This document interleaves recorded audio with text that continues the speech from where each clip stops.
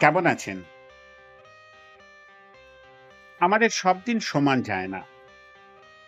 কোনোদিন হয়তো খুব ভালো গেল, কোনোদিন আবার আমরা খুব কষ্ট পেলাম। বিভিন্ন কারণে।